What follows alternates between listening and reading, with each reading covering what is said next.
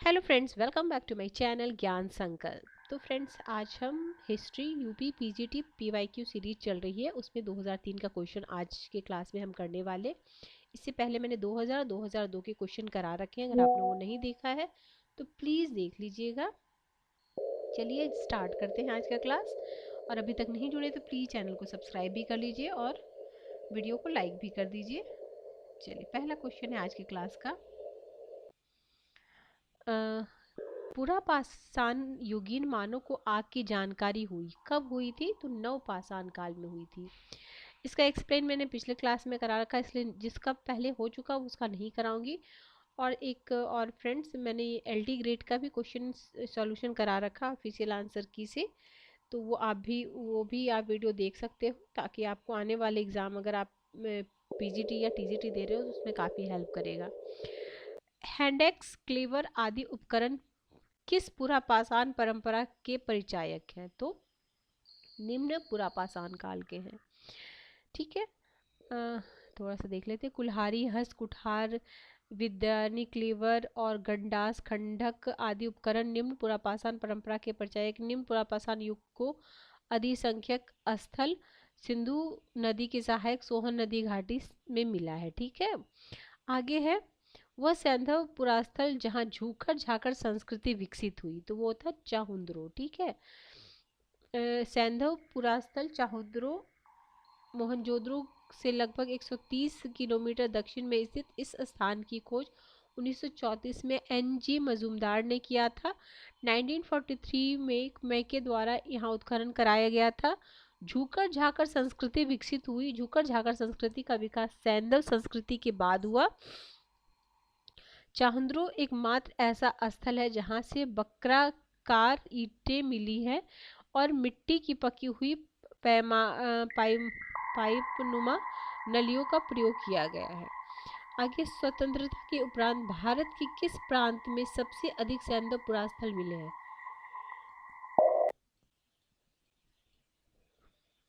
तो गुजरात में सबसे ज्यादा मिला है। आगे है, सिंधु घाटी की लिपि सूचना प्राप्त होती है, किससे होती है? तो मोहरों से होती है। नेक्स्ट है क्वेश्चन नंबर 6। ऋग्वेद संहिता की रचना किस क्षेत्र में हुई है? तो सप्त सैंधव प्रदेश में। छांदोग उपनिषद का संबंध किस वेद संहिता से है? तो यह है सामवेद से। छांदोग उपनिषद केनोपनिषद का संबंध सामवेद संहिता से है। प्रश्नोपनिषद, मुंडकोपनिषद, मांडक्योपनिषद का संबंध अथर्ववेद संहिता से है तथा ऐत्रेयोपनिषद का संबंध ऋग्वेद संहिता से है। आगे, उपनिषदों का प्रतिपाद विषय रहा है, तो ये रहा दार्शनिक विवेचन। ठीक है, दार्शनिक विवेचन। सबसे अंत में लिखे जाने के कारण उपनिषदों को वेदांत भी कहा जाता है। उपनिषद मुख्यतः ज्ञान मार्गी रचनाएं हैं। इनका मुख्य विषय ब्राह्मण विद्या का प्रतिपादन है। सत्यमेव जयते मुंडकोपनिषद से लिया गया है। नेक्स्ट क्वेश्चन है, 6ठी शताब्दी ईसा पूर्व में उदित होने वाले धार्मिक आंदोलन में निम्न में कौन सा आचार्य नितांत भौतिकवादी था? तो अजित केश कम्बलिन। ठीक है, पहला। नेक्स्ट है, जैन धर्म के 23वें तीर्थंकर माने जाते हैं, तो पार्श्वनाथ माने जाते हैं। आगे है, बौद्ध धर्म से संबंधित चतुर्थ संगति के अध्यक्ष हैं वसुमित्र हैं। आगे है, नवधा भक्ति की संकल्पना किस धर्म का एक महत्वपूर्ण संस्कार है? तो वह है वैष्णव धर्म का। नेक्स्ट क्वेश्चन पे चलते हैं। नेक्स्ट है आपका क्वेश्चन नंबर, शैव धर्म में शिव शक्ति के सम्मिलित रूप में अर्धनारीश्वर की संकल्पना किस युग में हुआ है? तो गुप्त युग में हुआ है। मैच करना है हमें कुरु, कौशल, वत्स, मगध। ठीक है, इसका राइट आंसर हो जाएगा बी। तो कुरु का हो जाएगा इंद्रप्रस्थ, कौशल का हो जाएगा अयोध्या, वत्स का हो जाएगा कौशाम्बी, और मगध तो सबको पता है, राजगृह, सॉरी पाटलिपुत्र राजगृह, पहले तो राजगृह था ना, ठीक है, मगध की राजधानी राजगृह। प्राचीन भारत में सेंड्रोकोटस नाम से जाना जाने वाला भारतीय शासक कौन था? तो चंद्रगुप्त मौर्य थे। इंडिका नामक यूनानी ग्रंथ के लेखक मेगास्थनीज।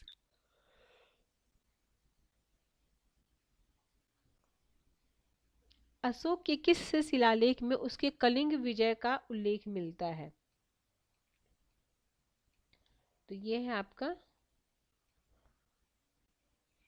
13वें शिलालेख में।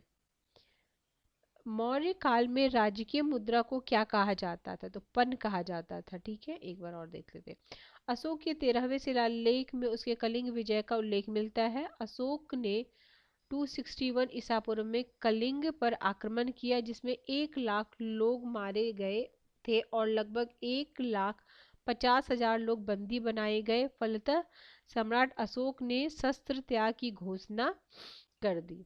आगे है, निम्न में कौन मौर्य शासक आजीवक मत का समर्थक है? तो दशरथ है। दक्षिण भारत में आयोजित तीसरे संगम की अध्यक्षता करने वाले तमिल विद्वान है नक्की नक्की नकीरर है। आगे है, निम्न में से किस ग्रंथ में यूनानी आक्रमण का उल्लेख है? तो गार्गी संहिता में है। तो ज्योतिष शास्त्र की प्रसिद्ध पुस्तक गार्गी संहिता में यवनों के आक्रमण का उल्लेख मिलता है, जिसमें कहा गया है कि यवन क्रूर होते हुए भी ज्योतिष ज्ञान के कारण पूजनीय है। इस ग्रंथ से पता चलता है कि यवन साकेत, पंचाल, मथुरा को जीतते हुए कुसुम ध्वज तक जा पहुंचे हैं। आगे, किस शासक के शासन काल में सेंट थॉमस नामक ईसाई भारत में ईसाई धर्म के प्रचार के लिए आया था? तो गोंदोफर्निस। ठीक है, गोंदोफर्निस है। आगे है 23 हो गया, 24 सप्त गाथा सप्तशती नामक प्राकृतिक साहित्य का लेखक राजा था? तो ये था हाल। देखो, गाथा सप्तशती प्रकृति भाषा में लिखी गई सतवाहन शासक हाल की रचना है। ज्ञात है कि आंध्र, गोदावरी और कृष्णा नदी की घाटी में सिमुक नामक व्यक्ति ने लगभग 60 ईसा पूर्व में सातवाहन वंश की नींव डाली थी। यह राजवंश आंध्र वंश या सातवाहन वंश दोनों के नाम से विख्यात हुआ। चीन के शासक को पराजित करने वाला प्रथम भारतीय शासक कौन था? तो कनिष्क। आंध्र प्रदेश के करीमनगर तथा नालगोंडा जिले किस खनिज के उत्पादन के लिए प्राचीन काल में विख्यात थे? तो लोहा और इस्पात। तेलंगाना क्षेत्र में स्थित नालगोंडा और करीमनगर आंध्र प्रदेश के जनपद हैं जो लोहा तथा इस्पात उत्पादन के प्रसिद्ध केंद्र थे। यहाँ से लोहे के औजार, तराजू, मूठ वाले फावड़े, हसिया, फाल, उस्तरा आदि लोहे की वस्तुएं मिली। इसका निर्यात पर्थियाई और असीबियाई देशों द्वारा होता था। आगे है, पेरिप्लस में उल्लेखित कौन सा बंदरगाह अपनी मोती उत्पादन के लिए विख्यात है? तो कोरकई। आगे है, महाराजाधिराज की उपाधि धारण करने वाला प्रथम गुप्त सम्राट? तो चंद्रगुप्त प्रथम। आगे है,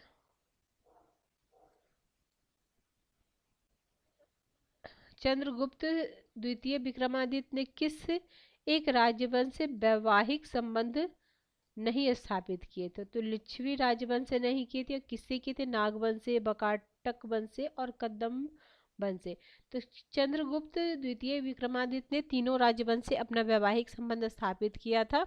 चंद्रगुप्त द्वितीय विक्रमादित्य नागवंश की राजकुमारी कुबेर नागा के साथ अपना विवाह किया।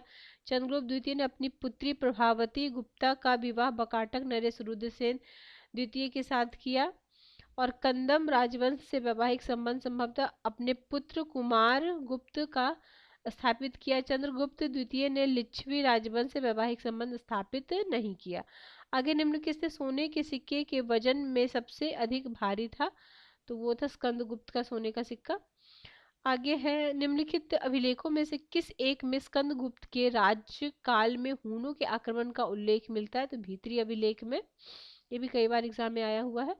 तो स्कंदगुप्त कुमारादित्य 455 से 67 ईस्वी के समय हूनों का भीषण आक्रमण हुआ था, जिसका उल्लेख भीतरी स्तंभ लेख में हुआ है। हूनों का नेता खुशनेवाज था। जूनागढ़ अभिलेख में हूनों को मल्लेच्छ कहा गया है। इसमें हूनों पर स्कंदगुप्त की विजय का उल्लेख है। अभिलेखीय साक्ष्य के अतिरिक्त सोमदेव कृत कथा सरित सागर में भी हूनों की पराजय का उल्लेख है। गुप्तों के उत्तराधिकारी नरसिंह गुप्त बालादित्य के समय हून नरेश मिहिर कुल का पर आक्रमण होता था। आगे है तीसरा, किस चोल शासक ने श्री विजय में शैलेंद्र शासक श्रीमार विजयोतुंग वर्मन को नेगापट्टनम में बौद्ध विहार के निर्माण की अनुमति दी थी? तो राजराज प्रथम। आगे है 36 क्वेश्चन नंबर, चोलों के स्थानीय स्वायत्तशासी ग्राम प्रशासन की जानकारी उत्तर मेरु अभिलेख से होती है। इस अभिलेख का संबंध किस चोल शासक से? तो परांतक प्रथम से है। देखिए, परांतक प्रथम 1907 से 1953 ईस्वी में भूमि का सर्वेक्षण कराया, अनेक यज्ञ किए गए, मंदिर बनवाए। उसके उत्तर मेरु अभिलेख से चोलों के स्थानीय शासन की जानकारी मिलती है। 37 है, किस चोल शासक को सुंगम तवीर्तो चोल करों को हटाने वाला की उपाधि मिली है? तो कुलोत्तक प्रथम को। कुलोत्तक प्रथम को क्या मिला है? करों को हटाने वाला, जिसको बोलते हैं सुंगम तवीर्त चोलम। ठीक है। चोल शासक कुलोत्तुंग प्रथम व्यापार की प्रगति में बाधक चुंगियों टटकरों को समाप्त किया, जिसके कारण उसने सुंगम की उपाधि धारण की। चलिए ठीक है। आगे 38, कश्मीरी कवि कलहन ने राजतरंगिणी ग्रंथ को किसके शासनकाल में पूरा किया था? तो जयसिंह के शासनकाल में। तो कश्मीर में हिंदू राज्य का इतिहास कलहन, जो ब्राह्मण थे, कृत राजतरंगिणी से ज्ञात होता है, उसने राजा जयसिंह के शासनकाल में पूरा किया। इस ग्रंथ में कुल 8 तरंग और 8000 श्लोक हैं। रचना महाभारत शैली में है। यह ग्रंथ संस्कृत भाषा में ऐतिहासिक घटनाओं के क्रमबद्ध लेखन का प्रथम सफल प्रयास माना जाता है। भारत पर आक्रमण करने वाला प्रथम तुर्क आक्रमणकारी था, तो ये था सुबुतगीन। आगे है 1194 ईस्वी में चंदावर के युद्ध में मोहम्मद गोरी ने किस भारतीय शासक को पराजित किया था? तो जयचंद्र। नेक्स्ट है, कुतुबुद्दीन ऐबक ने किस स्थान से शासन का संचालन किया था? तो लाहौर से किया था। तुर्कान ए चहलगानी का संबंध किस तुर्की शासक से है? तो इल्तुतमिश से। मंगोलों का आक्रमण सर्वप्रथम किस सुल्तान के समय हुआ था? तो इल्तुतमिश के समय हुआ था। दिल्ली सल्तनत की गद्दी पर बैठने वाले पहली मुस्लिम महिला? तो रजिया सुल्तान थी। खिजराबाद किस एक स्थान का परिवर्तित नाम है? तो चित्तौड़ का। अलाउद्दीन खिलजी ने 1303 में चित्तौड़ को जीतकर अपने पुत्र खिजर खां के नाम पर उसका नाम खिजराबाद कर दिया। नेक्स्ट क्वेश्चन है, अलाउद्दीन खिलजी के बाजार नियंत्रण नीति के बारे में विस्तृत जानकारी का प्रमुख स्रोत है? तो क्या प्रमुख स्रोत है? तारीख फिरोज शाही। ठीक है, तारीख फिरोज शाही। आगे 47, पैगंबर के सेनापति उपाधि का उपयोग किस सुल्तान ने किया था? तो ये क्या था? खुसरो शाह ने। आगे है, निम्नलिखित में से किस शासक ने खूंटों और मुकदमों के पुराने अधिकारों को बहाल कर दिया? तो ये था गयासुद्दीन तुगलक। दिल्ली दूर है का नारा किस सुल्तान से संबंधित है? तो सुद्दीन तुगलक। मोहम्मद बिन तुगलक के शासन काल में भारत आने वाला विदेशी यात्री था तो इब्न बतूता। दीवाने अमीर कोही का संबंध किस क्षेत्र से है? तो कृषि विभाग। ठीक है। नेक्स्ट क्वेश्चन, गुल रुखी नाम से कविताएं लिखने वाला सुल्तान? तो सिकंदर लोदी थे। दक्षिण में बहमनी राज्य का संस्थापक कौन था? तो अलाउद्दीन बहमनी।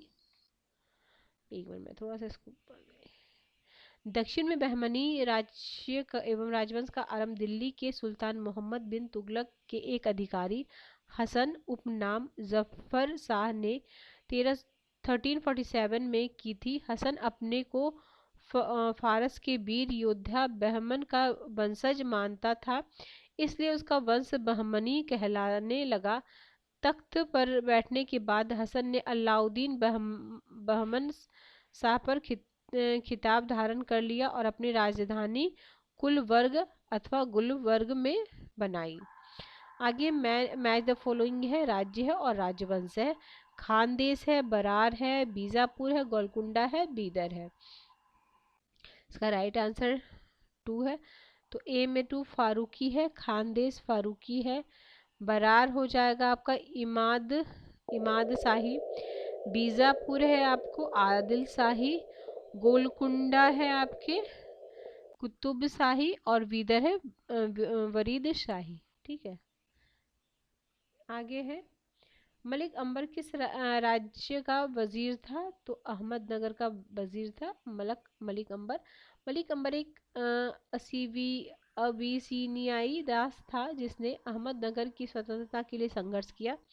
अपनी योग्यता एवं काबिलियत के बल पर वह अहमदनगर का विजय वजीर बन गया। मलिक अंबर के नेतृत्व में ही मुगलों और अहमदनगर के मध्य लंबा युद्ध चला, अंततः जिसमें अहमदनगर पराजित हुआ। आगे है, तालीकोट के युद्ध 1565 में विजयनगर के विरुद्ध दक्षिण की किस एक शक्ति ने भाग नहीं लिया? तो बरार ने नहीं लिया। दक्कन के सुल्तानों से संगठित होकर बीदर, बीजापुर, गोलकुंडा, अहमदनगर सम्मिलित थे जबकि बरार सम्मिलित नहीं था। 23 जनवरी 1565 में विजयनगर के विरुद्ध युद्ध हुआ। इस युद्ध को राक्षस तागड़ी और तालीकोटा या बन्नीहट्ट का युद्ध भी कहा जाता है। इम्पोर्टेंट है ये। सनक संप्रदाय के प्रमुख आचार्य माने जाते हैं? तो निम्बकाचार्य माने जाते हैं सनक संप्रदाय के। आगे, वह वैष्णव संत जिन्होंने हिंदी भाषा में अपने उपदेश दिए थे? तो रामानंद। वैष्णव संत रामानंद ने हिंदी भाषा में अपने उपदेश दिए। रामानंद का जन्म 1299 प्रयाग के एक कानकुब्ज ब्राह्मण परिवार में हुआ। तो उनकी शिक्षा प्रयाग और वाराणसी में हुई थी। राघवानंद को उन्होंने अपना गुरु बनाया। राघवानंद श्री संप्रदाय के महान संत थे। आगे है, भारत में सुहरावर्दी सिलसिले को लोकप्रिय बनाने वाले सूफी संत थे? शेख बहाउद्दीन।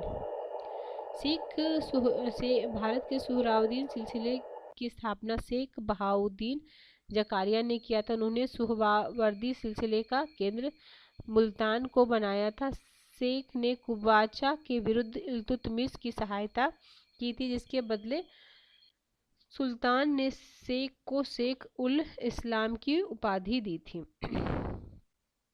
आगे है, बाबर ने राणा सांगा को किस प्रसिद्ध युद्ध में पराजित किया था? तो ये था खानवा के युद्ध में। आगे है, ब्राह्मण जीत गौंड किस भारतीय शासक के सेनापति थे? तो शेरशाह। अकबर और राणा सांगा के बीच प्रसिद्ध हल्दी घाटी का युद्ध किस वर्ष हुआ था? तो 1576। आगे है, महान मुगल सम्राट अकबर के जीवन का अंतिम विजय? तो असीरगढ़ था। मुगल काल में गृह विभाग का प्रधान अधिकारी होता है? तो खानसमा खाने जहां लोदी का विद्रोह किस मुगल शासक के समय हुआ था? तो शाहजहां। विलियम नेरिस के नेतृत्व में एक मिशन व्यापारिक सुविधाएं प्राप्त करने के लिए किस मुगल सम्राट के दरबार में उपस्थित हुआ? तो औरंगजेब। आगे है,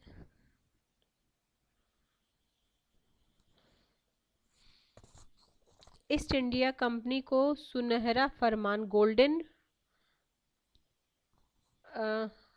ठीक है, कब प्राप्त हुआ था? तो 1632 में। ठीक है, आगे है, मराठा शक्ति के संस्थापक शिवाजी का जन्म हुआ था शिवनेर दुर्ग में। मराठा छत्रपति शिवाजी का सर्वप्रथम मुगल सेना से संघर्ष हुआ था, तो हुआ था 1657 में। छत्रपति शिवाजी द्वारा जुन्नार की विजय के पश्चात 1657 में पहली बार औरंगजेब की सेना मुकाबला हुआ था, जब अहमदनगर पर उन्होंने आक्रमण किया, जिसमें शिवाजी मराठा की सेना को पीछे हटना पड़ा। आगे, मराठा प्रशासन में अमात्य या मजूमदार का प्रमुख कार्य क्या था? तो राजस्व से संबंधित। 1761 में हुई पानीपत का तृतीय युद्ध किन दो शक्तियों के बीच हुआ था? तो मराठा और अब्दाली। आगे है, अवध राज्य का अंतिम नवाब था वाजिद अली शाह। बंगाल में ब्लैक होल की घटना किस नवाब के समय हुई थी? तो सिराजुद्दौला। बंगाल की ब्लैक होल घटना 20 जून 1756 को घटी, जब 18 फुट लंबे और 14 फुट 10 इंच चौड़े कक्ष में 146 को बंद कर दिया। 20 जून की रात्रि को ये बंद किया था। अगले दिन केवल 23 व्यक्ति ही जीवित बच पाए थे, शेष जून की गर्मी और तथा घुटन से। चलो ठीक है, इंपॉर्टेंट क्वेश्चन है। अब पूरब का साम्राज्य हमारे कदमों में है। लॉर्ड वेलेजली का यह कथन किस आंग्ल मैसूर युद्ध से संबंधित है? तो चतुर्थ आंग्ल मैसूर युद्ध। हथकरघा उन्नयन के क्षेत्र में ऑल इंडिया स्पिनर्स एसोसिएशन की स्थापना? महात्मा गांधी। नेक्स्ट है, ईस्ट इंडिया कंपनी के शासन में लागू स्थायी बंदोबस्त व्यवस्था किस गवर्नर जनरल का नाम जुड़ा हुआ है? तो लॉर्ड कॉर्नवालिस। आगे है, किस चार्टर एक्ट द्वारा कंपनी के व्यापारिक एकाधिकार को समाप्त कर दिया गया था? तो एकाधिकार को 1813 के। वर्नाकुलर पेज एक्ट किस गवर्नर जनरल ने समाप्त किया था? लॉर्ड रिपन ने। रामकृष्ण मिशन की स्थापना करने वाले बुद्धिजीवी कौन थे? तो स्वामी विवेकानंद। स्वामी दयानंद सरस्वती ने आर्य समाज की स्थापना की थी, तो मुंबई में। ठीक है फ्रेंड्स, आज ऐसी 80 क्वेश्चन करेंगे। नेक्स्ट क्वेश्चन नेक्स्ट क्लास में कर देंगे। किसी भी वजह से अगर चैनल हेल्प कर रहा है प्रिपरेशन में, तो जरूर चैनल को सब्सक्राइब कर लीजिएगा, बेल आइकन को प्रेस कीजिएगा, ताकि जब भी मैं आगे वीडियो डालूंगी तो आपको पहले ही नोटिफिकेशन मिल जाएगा। मिलते हैं हम नेक्स्ट वीडियो में। Till then bye bye, keep watching and keep sharing.